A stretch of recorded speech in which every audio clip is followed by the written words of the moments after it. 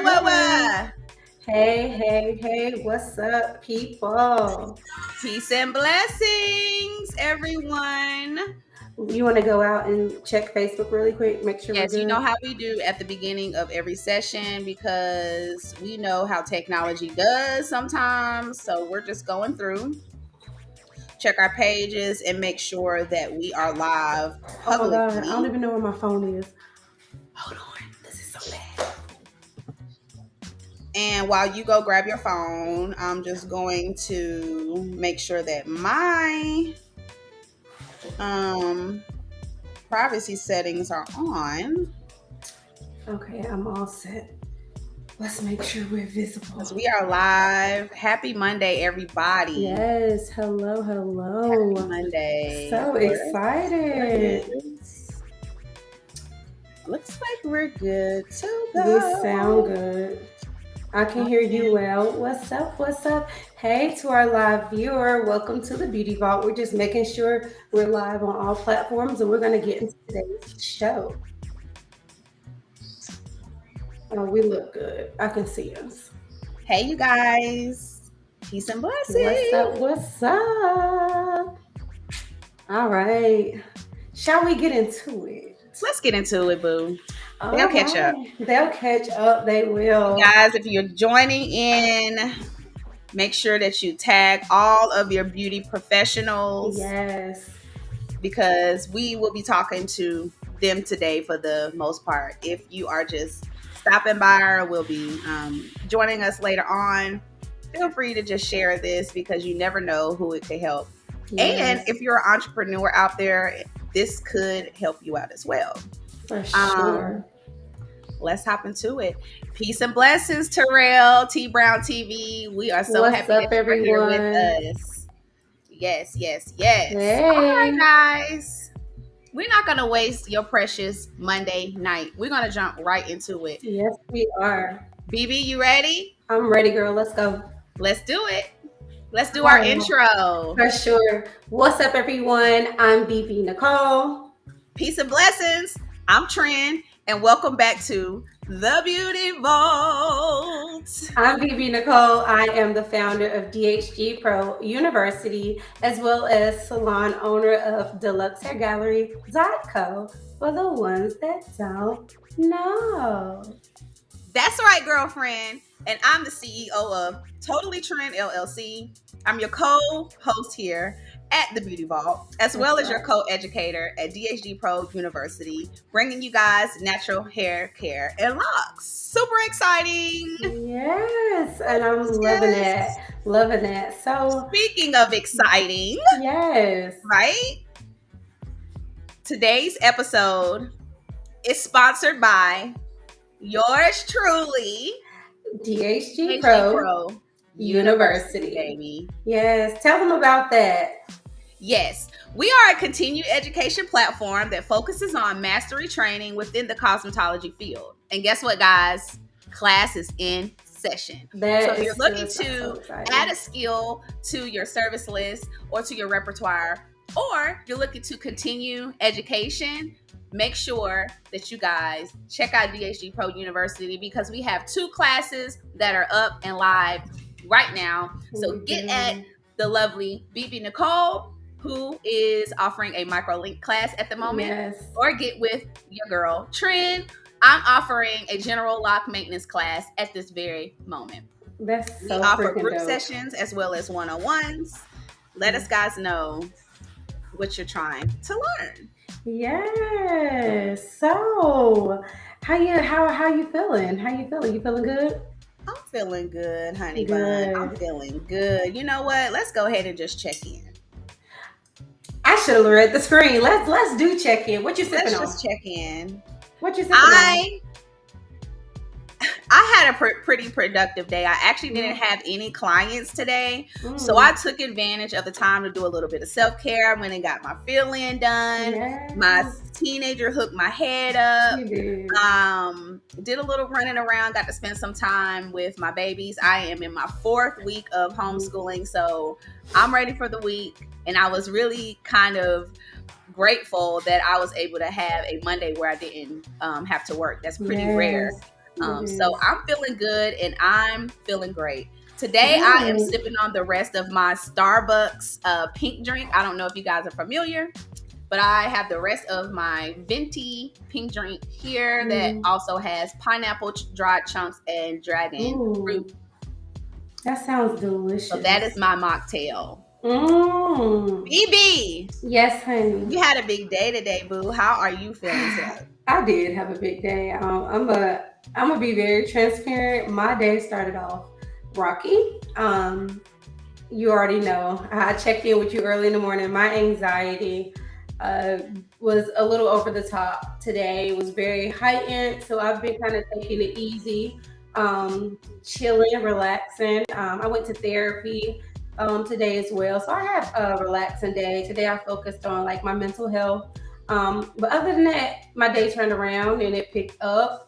As of right now, I'm good. I've had dinner, I've played my music, set my vibe, so I'm feeling much better now. And I'm sipping on a grape and lime, a mocktail with a little bit of sparkling water, which is orange and grapefruit mixed in. So I have a bubbly mocktail, and it's sweet, it's refreshing, and I'm enjoying that. That sounds delicious. Yes. Well, here's to you, sister, because you made it through today, and so did I. No, and cheers to you guys because you made it too. Yes, and I want to thank you also for taking the lead and running the show today. I appreciate you for handling the back end. I love you. All right, let's get into it. Let's get into it, guys. Of course, the moment you've all been waiting for every single week. Every single Monday around 9:30, right? We present to you guys a hot topic. And today's question that we have is really generated more towards the beauty pros, the beauty professionals. The hot topic question today is, should beauty professionals offer a few or a lot of services? I know how I feel about that. That's a good question.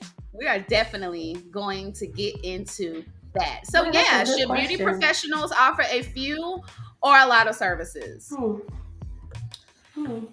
First thing we want to do, of course, is get our audience involved. You guys will be checking in with us during this live today, and you'll probably be viewing this live later on in the next 6 to 7 days before we come before you again next week. So the question we have for the audience today is, what things do you look for on their booking site when scheduling an appointment with a beauty professional? When you're going in, you know you want to get your hair done, you know you need a haircut, or you want to get a facial or a manicure. When you're going on a professional's booking site, what type of things do you guys look for? I see that we do have some people that are joining us now. If you have ever had the experience of booking an appointment on your booking site, please just jot down 1, 2, or 3 things that you look for automatically at the top of your head when scheduling an appointment with your professional. Yeah, that's a good question. I can't wait to read the responses. And to our listeners, while that question is being posed and we're waiting on responses, be sure to rate this podcast on the platform you're listening to. And we thank you for coming back and listening to our podcast. Once again, we're so grateful to have you here. And to ones that have been here before, we're so grateful to have you back. That's a good question. I can't wait to see what they say about that. Yes, we want to know what you guys are looking for on the booking sites when you're booking appointments with your professional. Yeah. I know for me, I look for a gallery. I want to see what you look, what products that you're putting out. Yeah, what it's looking like. What your work looks like. I look for a gallery. And I look for the prices. I'm not going to lie. Do you really? Those are my 2 top things. 3 things. I look for reviews. Okay. I look for your reviews. I look for your prices. And what was the first thing I said? You said you look for a gallery, photos. And your photos. I want to see your work. So that's me. So, how about you? When I'm booking, I immediately look for your address, your location. That's important to me. I like to look at your work. and I like to see that your services are organized and not all over the place. I don't like to feel overwhelmed when I'm looking at your services. So like to see that your services make sense. You know what I mean? It is easy to get to. I know exactly what you offer when I come to your page. I'm not, having a hard time getting around your website. So do we want to take it? I'm gonna look at the comments real quick since they're turning red. So yeah, we have no responses yet, but what's up, Michael? What's up, Debbie? What's up, T Brown? Hey, everyone. Hey guys, welcome. They saying welcome hi to to us. And we're waiting on you guys to leave those comments. Leave those comments so we can connect with you guys and engage with you guys. Okay. Yes, the question that we asked is, what are the things that you look for when you're on a booking site and you want to schedule an appointment with a professional? What are the things that you look for? Myself, personally, I'm looking at your gallery, I'm looking at your reviews, and I'm looking at your service list. BB? I'm looking at your location. Is it a business or a home? Doesn't matter to me which one. I just like to know first. I'm also looking at to make sure I can easily navigate your services. And I kind of forgot what my other one was. I think it's. Can you hear me good? In your comments. I feel like maybe you could make sure the hyper is facing you. I hear you fine, and maybe just kind of turn it up a little bit on the bottom. All right, guys. What about now? That sounds great.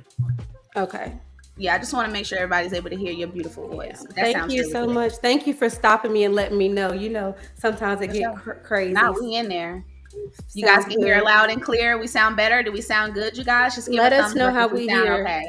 I mean, let us know how we sound. Yeah. I said here, I'm gonna wake up, guys. Okay, but so we both have different things that we look for when we're scheduling an appointment with a professional. So if you guys have some things that we haven't said that you look for when scheduling an appointment, drop it down. Yeah. Drop it down below. We also have a question for the beauty pros. Yes. Professionals out there that are offering services. How many services do you offer? And how do you separate your specialty services from your regular services? Oh, that's a good one. I can't wait to. Can we answer that? Let's answer it. Yes. Oh, okay. So for you, how many services would you say that you offer? I have 2 categories. I used to have a lot, but let me get my thoughts. Okay, I'm ready. I offer 2 categories of services right now because I have niched down. I used to practice where I offered kind of any and everything, whatever was trending, but that became overwhelming for me and it burnt me out. So now I only do what I love. So I have hair care because that's really important. Any type of hair care. Actually, I have 3 categories. I have hair care, and then I have hair extensions, and then I have hair extension maintenances. Those are the 3 tabs that you can book on my website. So what about you? Honestly, I offer braids. I offer natural hair services. I offer I would say between 10 to 15 different services I offer on my booking site. I offer between 10 to 15 booking services. That's just do you have them kind of categorized, or you just? And how do I separate my specialty services from my regular ones? Yeah, I gotta answer. I have not. Okay. I have not put a specialty there, but I do have all of my services categorized. I've separated my specialty. The first thing you see on my booking site, the first booking option is microlinks. It's forward. It's like that on one page. That's it, and then I have a tab where you can book other things. So when you immediately come to my website, initially you assume I only offer hair extension services. That's how I got it characterized. So if you were looking for something additional, you can go through and find that. So that's how I separate my specialty. So we love to hear from the audience. We love to hear how you guys separate your specialty services from your regular services, and how many services do you currently offer? Okay. We'll wait for those to come on and keep moving on.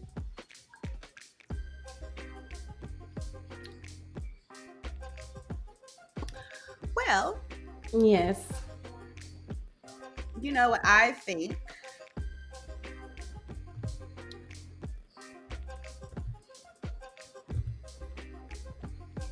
what services should you offer? What things do you determine when you're creating your service list? If we're Oh, talking to the the pro. beauty pros today. Yeah. Yeah, so I think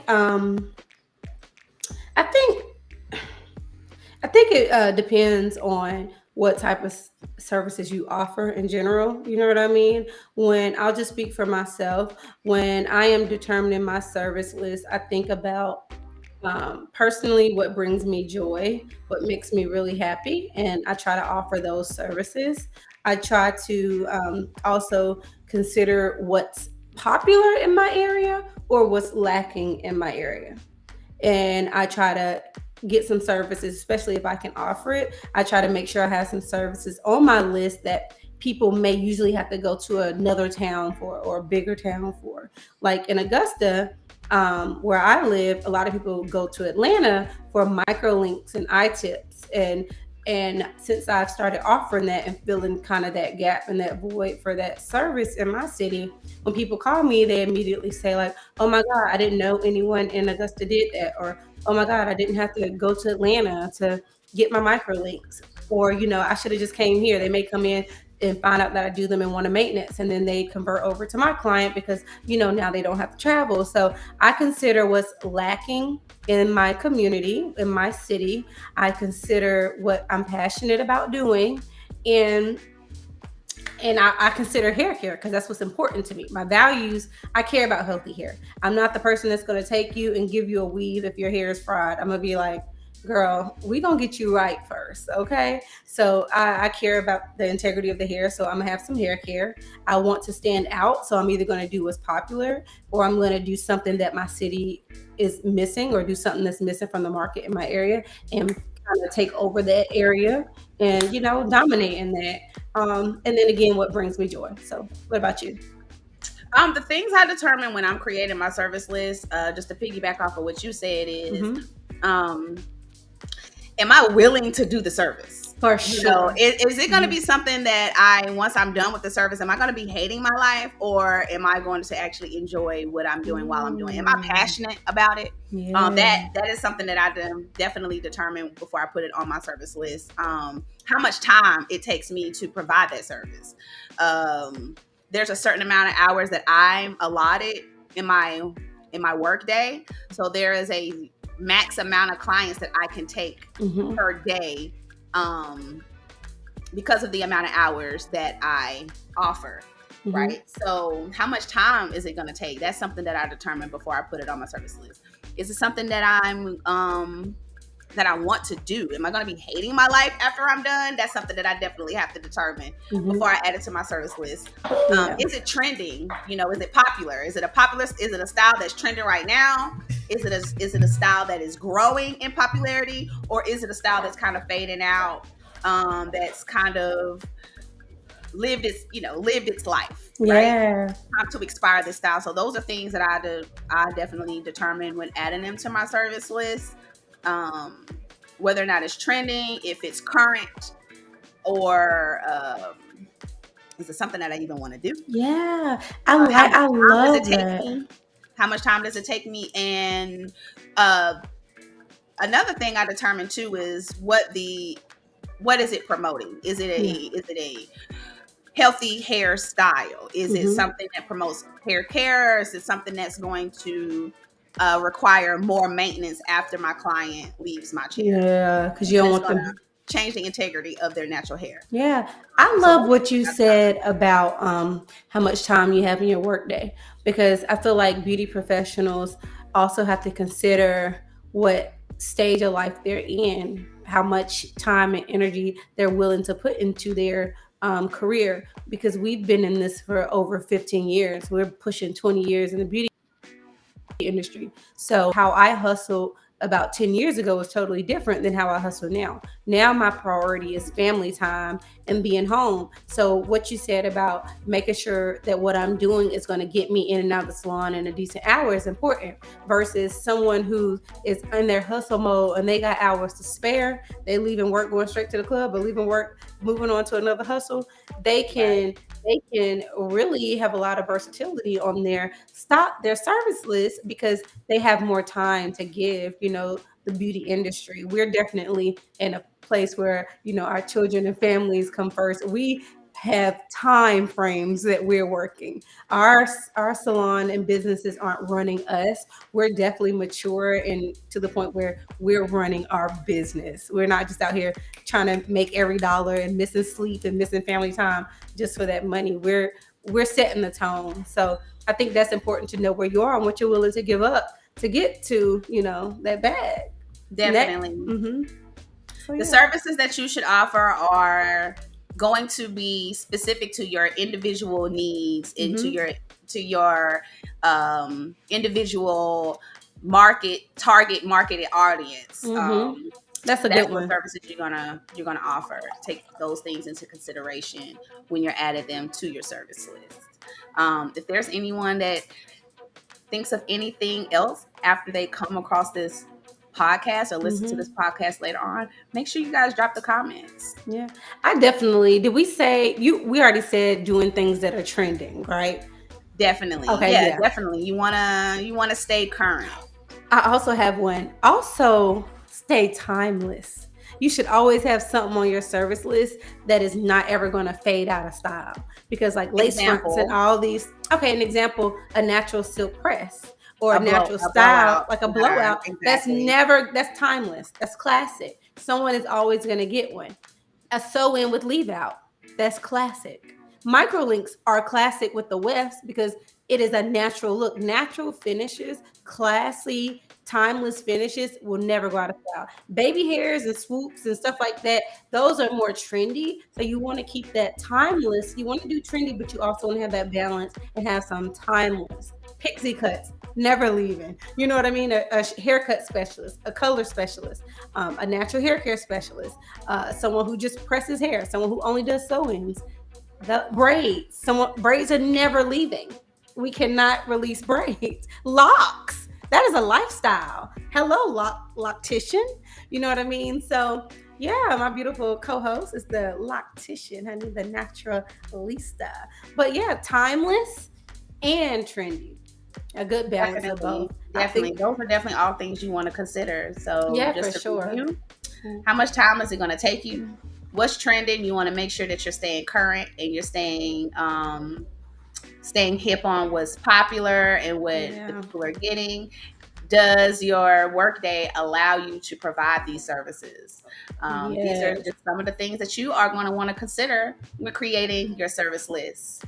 But moving along, we want to help you to maximize by being a minimalist. Yes, it's power in what should be on your booking site, professionals. So we want to talk a little bit about what we feel like benefits the professional by having these things on their booking site. So maximizing as a minimalist. What should be on your booking site? BB? Okay. I think what should be on your website, any professional, is a very inviting, and we're working on this, a very, very inviting, attention-grabbing headline. As soon as they click on your page, the first thing they're going to see is your header.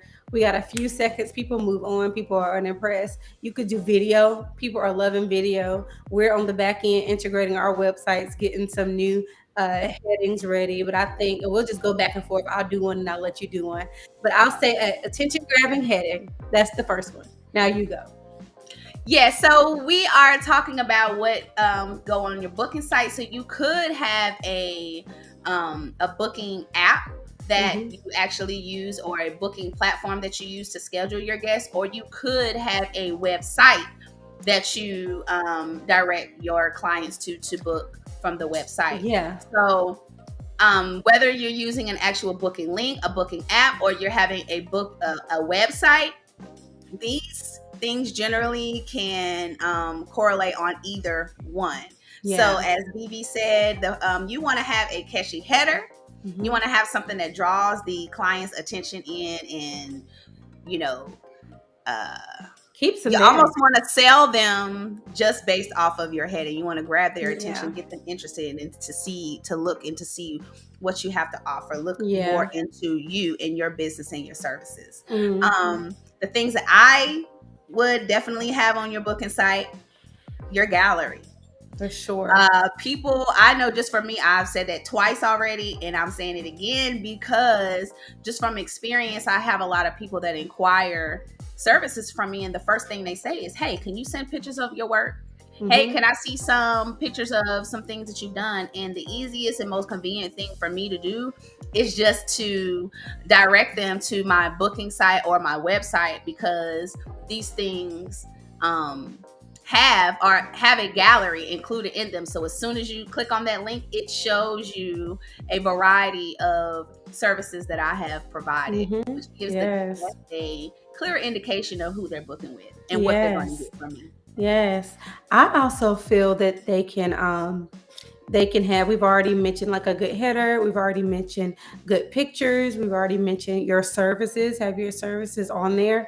I feel like you should also have, me personally, I know the business structures are set up differently for different beauty professionals, but when I'm booking, I like to know the location. I like to know where I'm going. So I like to have like contact information. I like to know how, like, I want to try to see how far it is from me, if I can get there from the salon. And I'm going to be honest, I'm going to be very transparent. In my city, a lot of entrepreneurs here they don't have credentials. They don't have licenses and things like that. Some of the, and granted, that's not all of them, but when you're going to the websites, one thing about some websites, anyone can build one and anyone can have one. So for me, I feel like every time I'm trying to book someone that I'm interested in, as soon as I go to the website, like, there's a laundry list and there's no location. There's no pictures. There's no way for me to, see where I'm going. And that's a red flag for me. So I usually don't get the book, but I really like to know where I'm going. I feel like if you eliminate surprises, I don't care if you're in your home. Maybe just say in-home salon, in-home nail. I do not care. I just don't want to be surprised. You get what I'm saying? I really want to know, because if you won't show me your location, I automatically start thinking, oh, they might not have credentials. And then now you've lost me. And I'll be ready to spend some money with y'all, because I'm so tired of doing my own hair and stuff. So location is important to have. If you don't feel comfortable with your location, simply, somewhere on your booking or somewhere on your social media, it can be in your Instagram header, because people love stalking you and see who you are, in-home base or salon base or whatever. I just think transparency and being upfront is good. And that's something that I look for, and that's something I practice as well. What about you? How do you feel about that? Because I know you are home-based. I definitely agree with you. Definitely including the location gives the client more security. It does. Which will help them to be able to make the decision easier to book with you. It also makes me wonder, like, why do stylists eliminate or keep from, why don't they list their location? And a couple of things just come to mind. One, just privacy. If they are doing hair at their home, they might not want their home address, just for the world to know, that right? Makes sense. But other than that, it could indicate that, hey, I'm not a professional. I don't have credentials, and right? I don't want Favour pulling up to the crib, coming and knocking on my door, right? Because that's immediately what I go to, providing services and dropping locations, and I know my business is not in order. So I definitely understand as a consumer why you look for location. So I have a question. Really great point of view. How do you protect? I was gonna say, since we got a home-based salon stylist on the podcast, I want to ask you. So, guys, for the record, I'm a suite-based business, and my beautiful co-host, is a in-home salon-based business. We both operate our business 2 different ways, but we get to it. So I have a question. Since you are home based, how do you protect your home? How do you promote your location without telling people your physical address? So how do you navigate this, or how do you get around this? What do you do? Honestly, I don't have it in my business for so that I don't meet any crossroads when it comes to having my business in order. Mm-hmm. I do have my address listed because I am a registered business, and my home is my office principal. So I am listed here. And what do I do to protect myself? I stay ready so I don't got to get ready. I'm prayed up. For sure. You know, I screen. Once you book an appointment with me, I screen you. I see who you are. I go look at your Facebook, first name, last name. Got you. If there's any indication in my spirit, my soul, or my mental that there will be challenges, I will refund your deposit, and sure. You know, I allow you to go somewhere else because this is my home. I can say that I'm just so grateful. I just want to give honor to the Most High because I have not had any challenges in my home with clients disrespecting or overstepping boundaries. I have not had that challenge here at home, and I do realize that could make a lot of stylists apprehensive as far as servicing guests in their home. But I have only benefited from doing hair at home, and I haven't had any challenges with my address being listed. Okay, that's good. What I will say is that if you are not comfortable putting your address on their website, maybe you can create for like me, for example. Once a guest schedules an appointment with me, they receive a confirmation in their email as well as a text message. And that's where my address pops up for them as well, where they can just click on it through their phone and it brings up the directions for them to get straight to me. So if you are not comfortable listing your address on your site, there are other ways around it where you can generate automatic address answers for your clients to be able to get to your location. But communicating that would definitely help out, like what BB was saying, just letting them know, like, hey, I am an in-home, because there are some people that just, no matter how good you are, your skill set, if you are servicing hair in the house, and I have experienced that myself, that, yeah, girl, I see that you do good work, but I just would rather have my services done with someone that's in the salon. And that, when you are offering services in your home, you have to be open-minded that you're going to receive feedback like that, and it's going to be okay. That's just the way that it is. You're going to have some people that don't mind. Hey, girl, I don't care if we are in a hotel room. I have been there too at a certain point in my life. Where people they didn't care where I did their hair at. Just wanted it done. As long as I was providing quality hair services on their head. And you had some that was like, I don't care how good you are, girlfriend, if you're not in a salon, I can't even rock with you. So wow. You know, for me, there was a little transparency. There was a point where I worked out of my home when I was, fired from my salon that I worked at, and I had no plan B, so I did work from my home.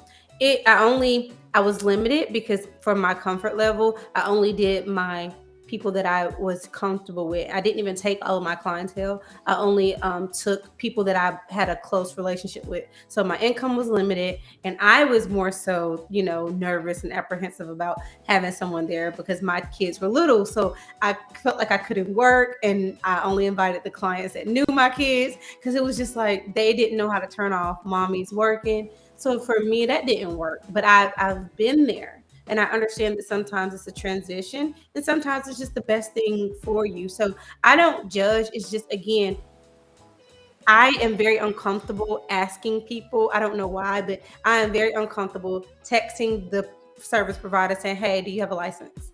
I don't know why that's so hard for me to do. I just avoid them because if they have a license, I'll probably go. But I don't want to have that conversation and ask them that because I feel like I don't know. So you need it to be plain and clear in text That you're a on the licensed booking site that you are licensed. Because if it's not plain, clear in text that you're licensed, 9 times out of 10, we're gonna go on to the next stylist. Yeah, that makes it clear for us because we would prefer someone who takes their business serious as we do. Because, like I said, even though I am at home, all my business is straight. Yeah, all my black and white is A1. I also think that you should have your social media on there as well, and anything that pertains to your business outside of that, you can have that on as well. Like if you have a YouTube, or if you, like us, we have a podcast, anything like that, so people can connect to you. Just make sure that people know exactly what you're doing. And also, we list so many good things, but we need to touch on the fact that make sure your website is clean. Make sure it's not cluttered. Make sure it flows. Make sure it's easy to look at. You know what I mean? That's what we mean by minimalist. No maximizing by being a minimalist. And how could you be a minimalist? By making sure that your website is clear, it's easy to navigate, it's user friendly, yes, right, and it's really smooth. You want a smooth when process. a client goes on your booking site, you want the booking process to go as smooth as possible. So you want to pretty much provide all the information for them right in their face, plain and clear, simplified, where the call of action is going to be, yep, I'm booking because I understand your policies. I understand how much you charge. I understand where it's coming. I understand where I'm going, what I'm getting, who I'm getting it from. Oh yeah, I'm confident in knowing what I'm getting, the services that are going to be provided, and by whom and by where. Click book. I'm good. It doesn't matter how much your deposit is. It doesn't matter any of these things because you have made it. You simplified it for me on your booking site.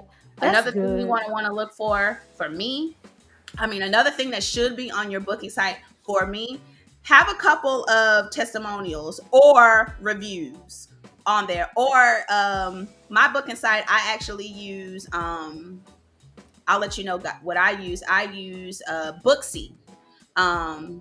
So Booksy shows you that how many reviews I've had and my average of stars. So I am I believe I'm right at or right over 90 reviews since I've been using this booking app. And all 90 of my reviews are 5 stars. Yes. So you'll see that when you go on my booking site, and I believe that kind of sets me apart, because when people are searching for a loctician or a braider in the Charlotte area, that pops up. I pop up. I'm 5 stars. I located here. It has my gallery there, so you can you really get a gist of whose chair you're sitting in. For sure. The reviews give you a good implication of the stylist personality, right? How they've handled customer client conflicts, right? Because reviews give the guest an opportunity to rate you, to tell a little bit about their experience with you. So they're letting the world know what they're getting when they sit in your chair. So reviews are a really, really good way to kind of set you outside the box. So you want to make sure you have that on your booking site. Yeah. That's good. I also wanted to touch on what you said about, you briefly mentioned policies. Have your policies front and center on the booking site. And I don't want anyone to confuse policies with the laundry list of no, you can't, don't do this, don't bring no baby, don't Nobody wants no 6-page. We are not out of there. Nobody want no 4-page letter of policies on there. Please that get rid of the laundry list. Honestly, keep it if you want to, but no 5-star elite luxury salon has a laundry list of, before you get here, this is how you better come. You better come correct. And no, you better not do this. And if you do that, this will happen. And if you do that, this don't get on your booking site threatening. Don't do that. That's aggressive. It's confrontational. It's it's inconsiderate. It's a bad impression. It's just a simple bad impression because you're coming off as a professional that already don't want to do something. You don't seem happy. As professionals, we are yes people, right? It's not to say that the customer is always right, but for the most part, we say yes, right? We say yes to creating success. We say yes to healthy, lovely hair. We say yes to what's trending. We say yes to accentuating that beauty, right? But you want to minimalize these policies. You don't want to have 6 paragraphs of policies of things that you will allow and will not allow, threatening if short you do this and and sweet. This is going to happen, because you're going to realize that people are going to judge you off of they're going to judge you from your people are judging you from the moment they click on your book. I am. So if once I see these policies and I'm scrolling, I'm out of there. The way that my mind works, I'm gonna go to the next stylist. Because one, I don't want to risk losing my deposit. I don't want to risk having any type of confrontation, because as I'm reading, and as humans, we read things in our own context, right? Yes. How we receive. We don't even know your tone. Correct. So just alleviate that by just keeping it simple. It's not to say that, don't hold people accountable. If you take deposits and after a certain amount of time, the deposit will be forfeited, blase, keep it simple, minimalize it. As far as your service list goes, categorize your service list, as BB was saying earlier. And that will help your client to be able to find a service that they're looking for quicker. Easily. If I know that I want to get braids, maybe there's a braid tab that I can click on and it drops down and it shows the different braid services that I can get. If I know that I want to get knotless, have a knotless tab there where it can drop down and give the different sizes of the knotless, etc. Microlinks. Do you have the microlinks there, and maybe it'll drop down and say eye tips, right? Wefts, right? Double wefts, single wefts, things like that sort. That will help to minimalize your service list, make it look better to the eye, as well as to help the client to be able to identify the service that they want and book easier. Yeah, I agree with that. And because you touched on policies, I wanted to say, but just make sure that you have policies that are straightforward, meaning let them know what their deposit covers, if it's refundable or not. And if it is transferable or refundable, let them know the stipulations. Let them know, like, guest policy, etc. Then I'm happy to see you. Call or text if you need anything else. But eliminate the laundry list and have straightforward policies. That's what I wanted to say, like an example of that. Like, make sure when they pay their deposits, they know. So if they don't show up, they already know they're getting charged X, Y, and Z. Make sure that's on the website, and then again in that email that goes out to reminder. So in your follow-up emails, make sure the policy is there. On the website, at the booking place, at the bookings page, make sure that policy is there, right? And that's all I have to say about it. I feel like, just keep it clean, keep it neat, keep it to the point, have some visuals, be professional, and make it a good experience and a good first impression for your potential customers. So I like that. I love it. So let's move on. The next thing we want to talk about is offering multiple services. We talked about being a minimalist, right? What types of things that we're going to look for on your booking site. And we did touch a little bit on this. Let's get into it. Yes. If you are a beauty professional and you're offering multiple services, how do you organize your service list without becoming overwhelmed? And we actually just answered that question, so we want to kind of piggyback on that. You have a lot of services that you're offering, like myself. I believe that I offer a lot of services just for one person. 10 to 15, that's a lot of services, right? So how I organize those, like I said before, I categorize. I categorize my man braids, my male services, because my male clientele, they usually, as far as my loose hairs, they get the man braids or the 2-strand twists. Simple. So man braids, I categorize that. For my knotless, right? We have the small, medium, large, etc., the jumbo, and so forth and so forth. Locks, starter locks, lock retwist, lock style, detox, ACV wash, things like that. So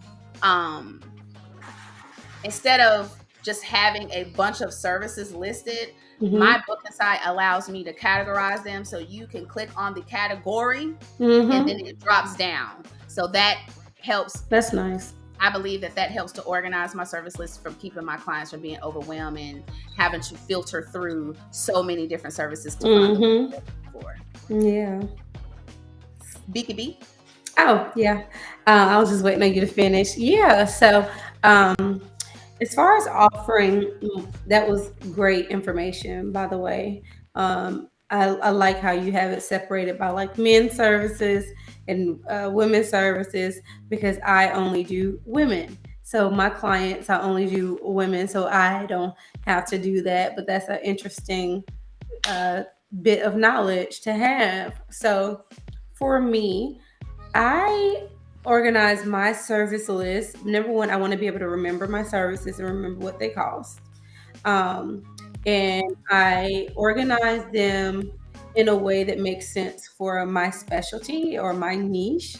I am a hair extension specialist, so I have categories such as hair care services.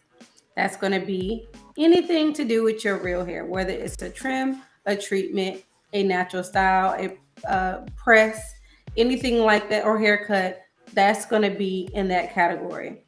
I have a chemical section as well, but everything under there is consultation. So only thing you can do is view the services, but you cannot book it because I need to see your hair, assess your hair before you book. So no chemical service can be booked without a consultation. I've had to send deposits back when people skip that. So I have hair care, I have chemical services, and then I have hair extension services. I am to the point where I mostly do microlinks. Do I offer other services? Yes, but they are on the furthest category back because I automatically push my services that are getting booked. On my website, it shows me the most popular page. It shows me the most popular service. So I make sure the first thing you see is that on my page. So you see microlinks, you'll have maintenance for the microlinks, and you also have like my products that I sell. So my hair extensions and things like that. Everything is neatly organized. And for the most part, after hearing my clients complain and not know how to find things, that really made me go into detail and pay a little bit more attention to my service list. So it's organized. It's been organized for a while now, and that's helped me out a lot. But there was a time when it was all over the place. But my clients were complaining, so I got it together and I put more attention to detail into my website and booking experience for them versus just putting all of my attention to the service itself. So for sure. Yeah. So, that's awesome. Yeah. So you guys, you want to if you're offering multiple services on your booking site, categorize your service list. Maybe add a brief description of what comes in the service if your booking site or your website permits you to. Yes. Like I said, we like things that are user friendly. So for sure, you can put a little picture there beside the service that you're offering with the starting price or the flat price, a little description of what it comes with, what's included, what to expect from the service. That will definitely help your client to not be so overwhelmed with your service list. Because we are not negating, we are not saying don't offer multiple services. Yeah, do what you want. To make sure that, because if you have the ability to offer 25 services and your schedule permits and your clientele is asking for these services, definitely provide them, get that bag, but make sure that when you are adding these to your services or creating one on your booking site or your booking link, categorize those and just simplify it to make it easy for your client. Also, something you can do on the back end because we're so visual, right? When you're posting on social media, what I always like to do when I post hair is service. I write out the service name so they can find it on my website. So if a person got a hidden bead microlink, I put service hidden bead. If it's a blowout, I put service blowout. So they know exactly what they're looking at. Some people don't even know what to book when they see things they like. So to all of our beauty professionals, you can help your visual people know what they're looking for too by being very intentional about your titles when you're posting your work. And that's all I have to say about that. Good stuff, BB. Yes, that's good stuff. Same. We out here giving the jewels, dropping the knowledge. Yes. So moving on, we just finished talking about talking to our beauty professionals that offer multiple services. Yeah. So now we want to get into a little bit of the nitty gritty as far as specializing in specific services. What are the signs that indicate that you should be specializing in a service, and how do you position yourself to do so? Let's see.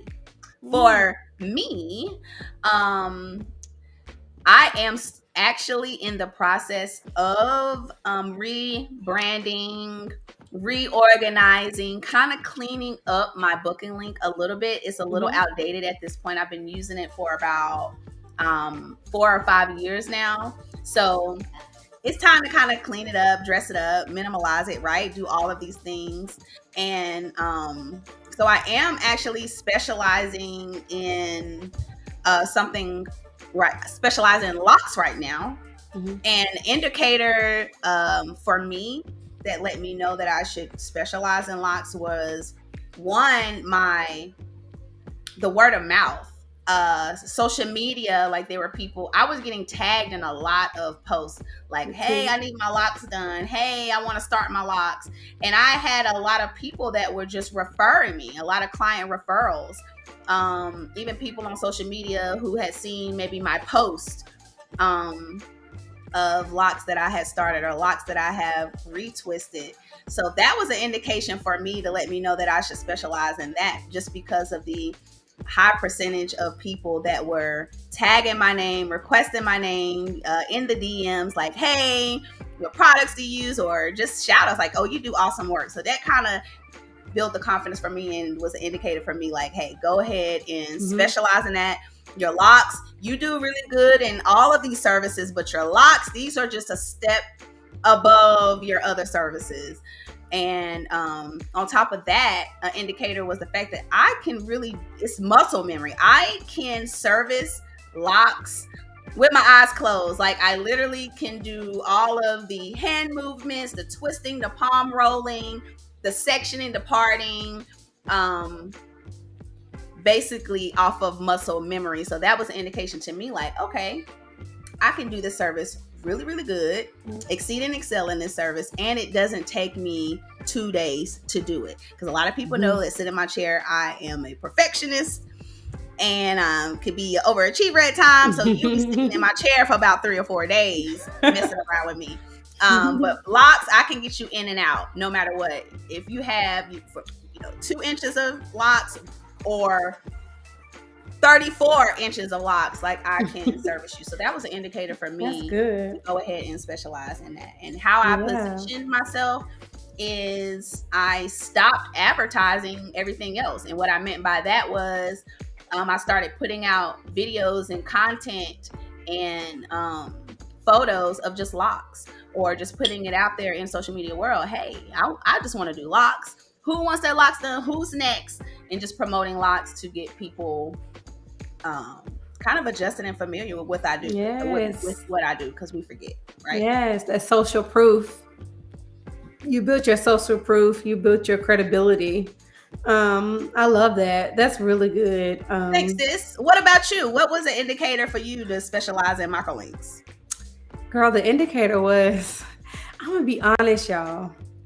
The indicator was literally always offering them, but never really pushing them because the ticket price was so high, so hefty, right? So a lot of limiting beliefs, a lot of, oh, people in Augusta won't, people won't. And girl, I was struggling to get booked for, there was just a time period where I was, business had got low. It was right after quarantine. So the pickup, getting people to book services, I was like, before I go into discounting and shit, I'm gonna just try something new. You know what I mean? So I was struggling getting like bookings for like $100 services. Then I started posting like the tape-ins and the microlinks.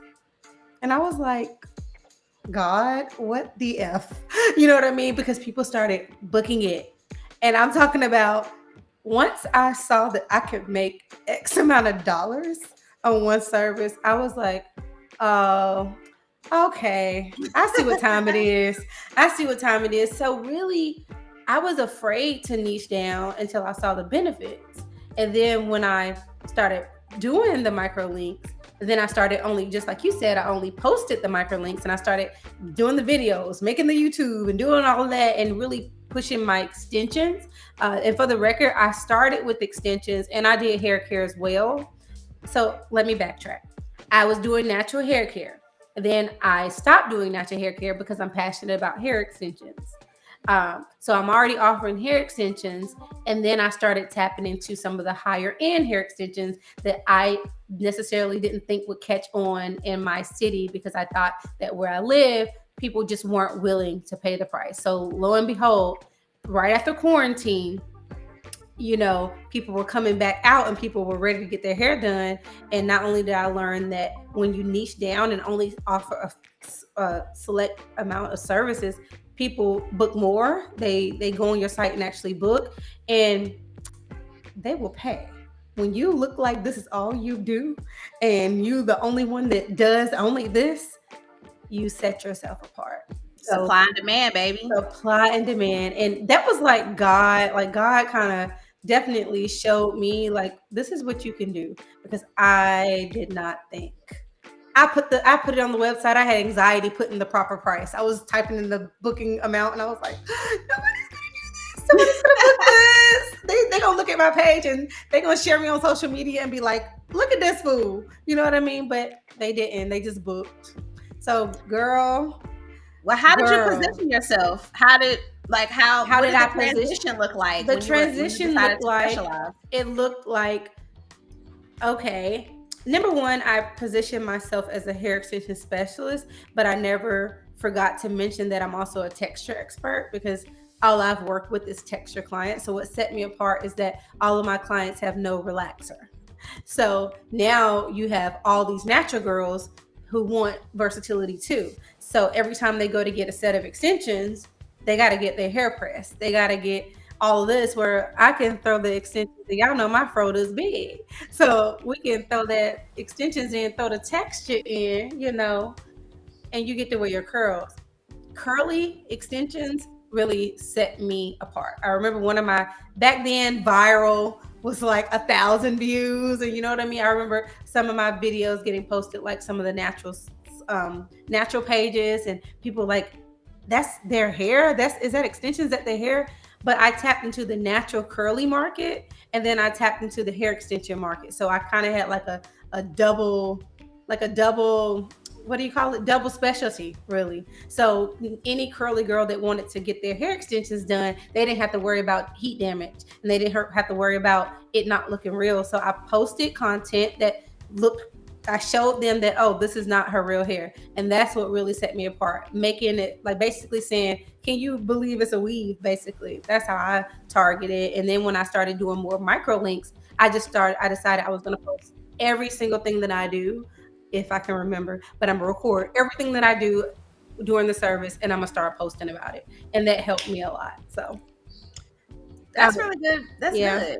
Another thing it just made me think of, when positioning yourself to specialize is, like you mentioned, hopping in those groups.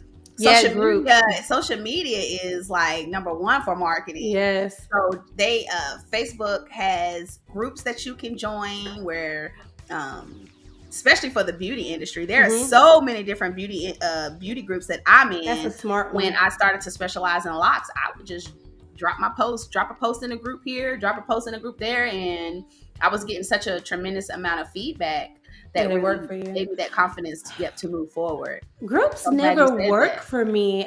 Well, I'll take that back, because as I really focused on niching down on my content, I take that back. People tag me. When I got tagged today, when people say, hey, I'm looking for microlinks, hey, I'm looking for tape-ins, hey, I'm looking for this, I get tagged. But I guess sometimes you can't equate no interaction with being visible and being seen. So I had to take that back. I don't get a lot of interaction in groups, but clearly people see me. So I had to kind of bring it back and change my answer. I don't get a lot of interaction, but I do get tagged under posts.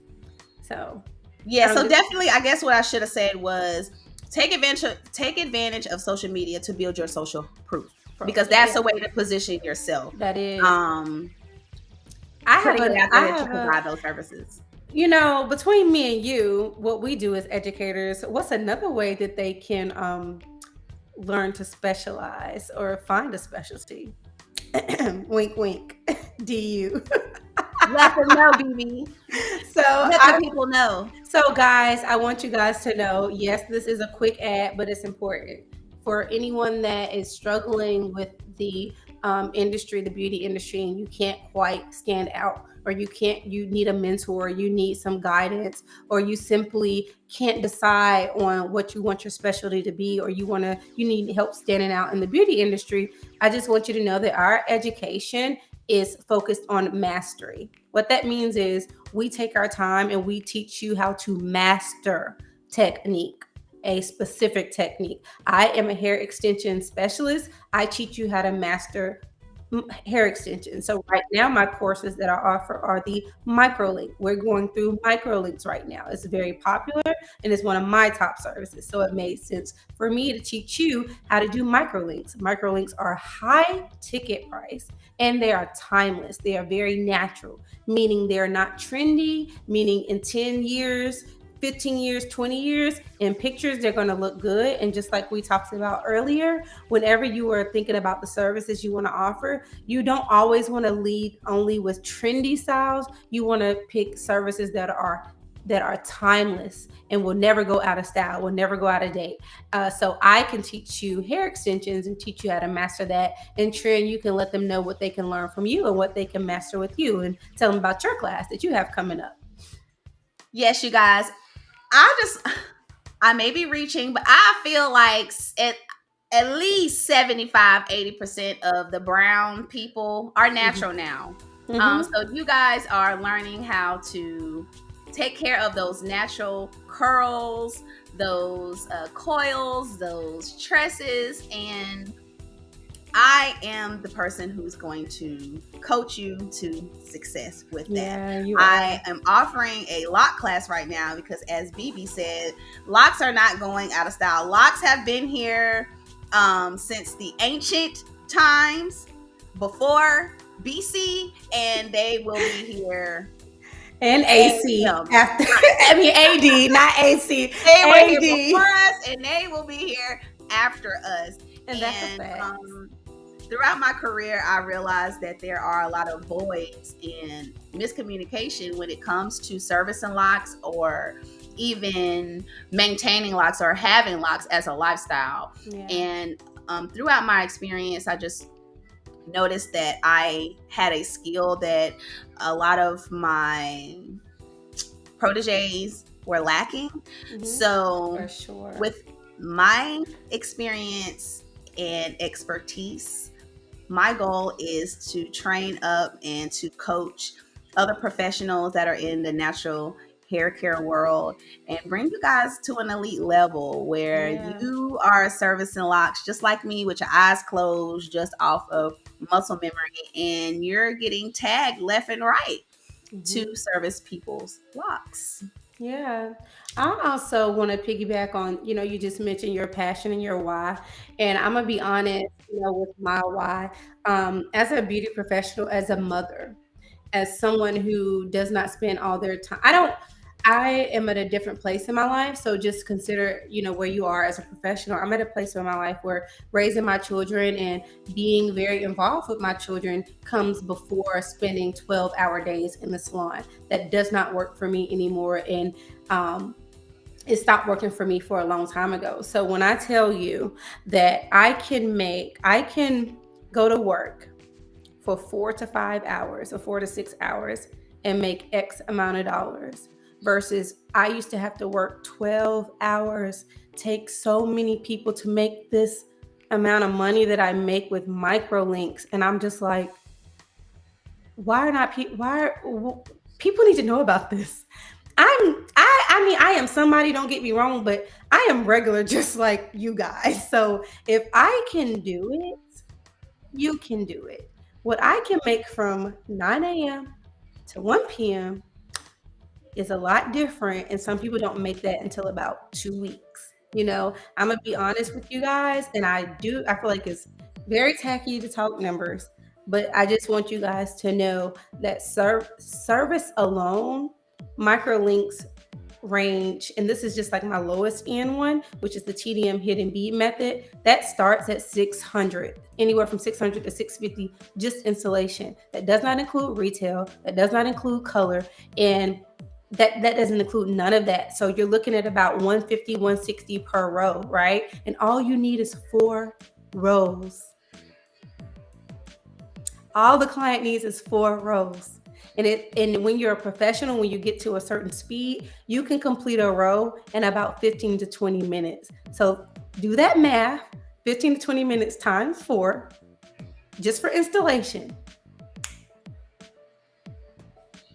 If that ain't making you want to book the service, book the skill, I don't know what else will. You know what I mean? I remember, I don't know, it's just changed my life. I can't work no other way. Like, I'm not burnt out. I'm doing what I love. I get excited when I see hidden bead, when I see microlinks, I-tips, wefts, anything like that. Flat stack. That's a technique that I created for curly girls. That's exclusive to DU. So guys, if you want to spend more time outside of the salon, watching your beautiful children, going to their games, not being too tired to sit at the dinner table with them, read to them, talk to them, see what's going on in their lives. If you don't want to be burnt out, we got to start working smarter, not harder. And that leads into our next talking point, unless you got anything else to add. But microlinks are the way to go, and locks are high ticket too. So I know you can attest to financial freedom, and this has been beautiful. So how can you tell them a little bit how specializing in locks has increased your income, like what the increase that you've seen as far as like your time for your money, what you're getting paid for your time now? Because of my experience with doing locks and my level of expertise, I do make a good amount of money in a less time. I don't make as much as BB does servicing microlinks. But the amount of time that it takes me to do locks, I don't have to do a lot of those to make the money per se doing knotless braids, right? The amount of money that I would make doing knotless braids and the amount of time is significantly different from the amount of money and the time that it takes me to service locks. Which is why that's one of my specialties. As well as the fact that locks, like I said, is a lifestyle. It's a style that's never going to die. No. Locks were here before us and after us. And it actually seems that more and more people are getting locks every day. So outside of the number factor, the fact that so many people have them, and I have knowledge and skills to be able to maintain those, to maintain them, to start them. I know product knowledge to be able to keep them in a healthy state, to bring them back to life. They're just different skill levels that I have as far as the locks go, which is why I specialize in that. So it's not more so of the amount of, as far as the income for me, more than my passion for it. The money is not my specializing factor, more than my passion for it. It's not your motive. My need for me in the lock industry because of my knowledge of products, my knowledge of technique, and just the experience of doing that. So it's just a little bit different. For me, locks are still going to be on the lower end as far as services go. It's going to be on the lower end as far as coloring, cutting, and things of that sort, but still relevant. And I pay my bills with it. I feed my kids with it. I do have financial freedom. I am able to take days off. So just building a clientele around you where you're rebooking, you have clients coming in on a regular basis, where you still have that freedom with your kids, still have that financial freedom to do what you want to do with your kids. But it's just a little bit different for me. I want to touch on volume though, right? For the record, I don't work 40, 60 hours anymore.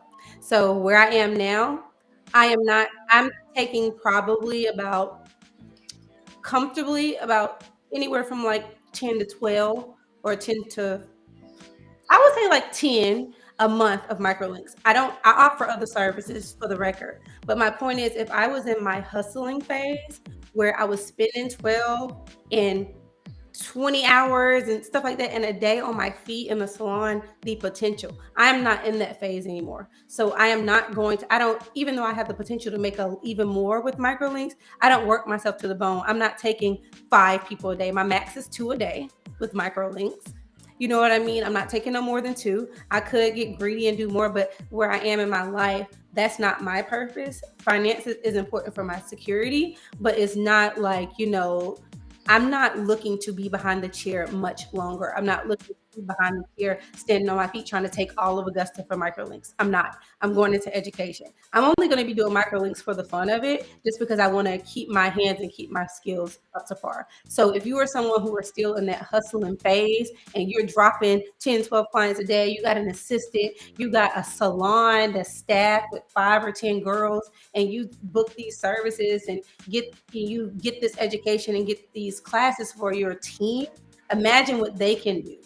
Imagine what you can do if you're in that era where you're just grinding and hustling. I'm easing up off of it because my peace of mind, my family, that's more important than, breaking my back trying to get every dollar that I can get off of a microlink. For the record, I'm comfortable because of the price point, but I'm not overdoing it. I'm not in there like I used to be. The girls at the salon can tell you right now, I'm like in a couple days a week. You know what I mean? I'm not in there 7 days a week. That's not my goal either. So, but yeah, I just want to say that money is important to me. I'm not going to say that it's not.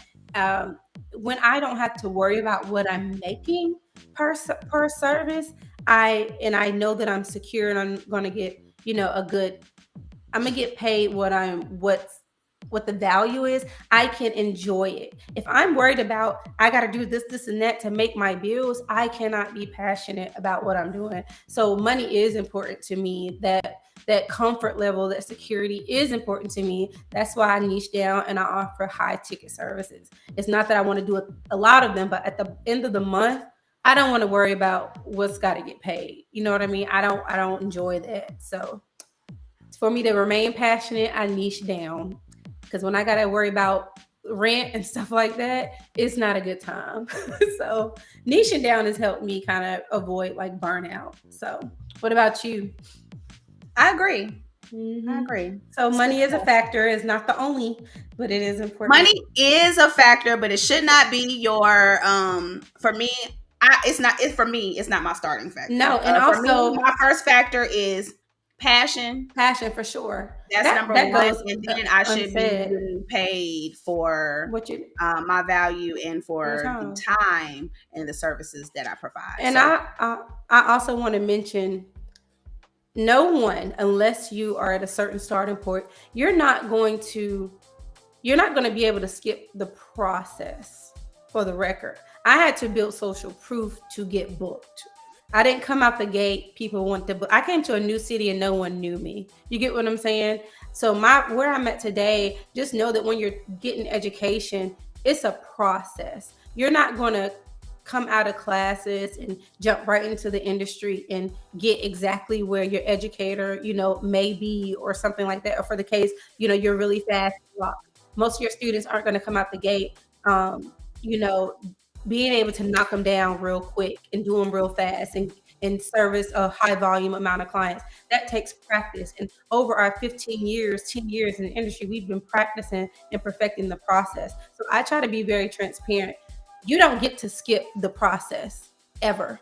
We teach and we can give you a lot of loopholes and a lot of shortcuts, but we cannot speed up the process for you. Just because you take a class, if you've built no social proof around what you're trying to offer, you have to go through the process of that.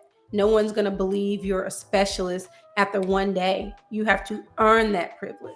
You have to earn those ticket prices. You get what I'm saying? So, understand that it's a process and everyone's at different stages of their process. And me and Trin just happen to be at the stage of our process where we're passionate about giving back. We're doing different things. We're passionate about different things. So now we want to educate and help raise up and encourage and help shape and mold the next wave, the next generation of industry leaders, elite stylists, pace setters. We just want to give back to those people that are coming into the industry, or people who are already in the industry and just want to, redirect and go a different route.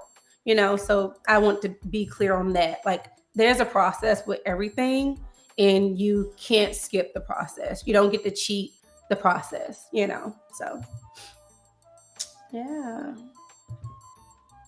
I think we can go ahead and close now. I think we touched on everything for the most part. We even talked about taking action and how beauty professionals can still earn top dollar offering less services. We actually talked about that already.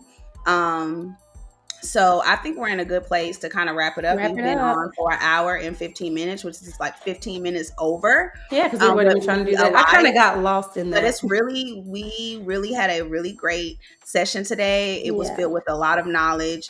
Again, you guys, if you are joining us on the Beauty Vault, we are just grateful for you. We appreciate your time.